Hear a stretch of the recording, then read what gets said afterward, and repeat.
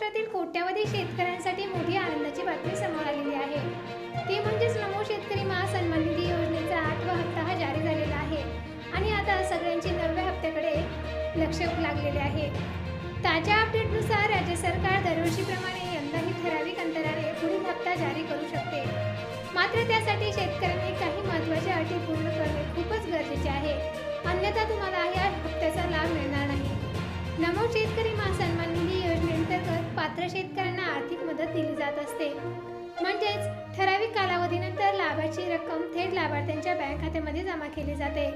त्यामुळे अंदाज व्यक्त केला जात आहे की 9वा हप्ता राज्य सरकारकडून आतापर्यंत अधिकृत तारीख जाहीर करण्यात आलेली नाही।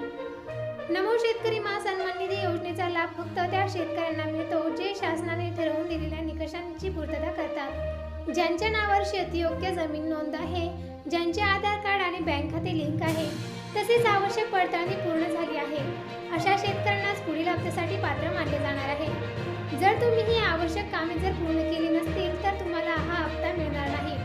त्यासाठी तुम्ही ई-केवायसी पूर्णपणे करून घ्या। ई-केवायसी पूर्ण केली नसेल तर आधार कार्ड आणि बँक खाते सुद्धा लिंक करा। ई-केवायसी पूर्ण करा, जमिनीची नोंद पूर्ण करून ठेवा।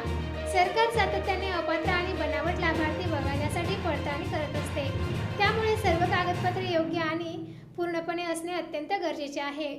नमो शेतकरी महासन्मान निधी योजनेचा लाभ राज्यातील लाखो शेतकऱ्यांना मिळत असतो। तसेच 8व्या हप्त्यातही मोठ्या संख्येने पात्र शेतकऱ्यांच्या बँक खात्यात थेट रक्कम ही जमा करण्यात आली होती।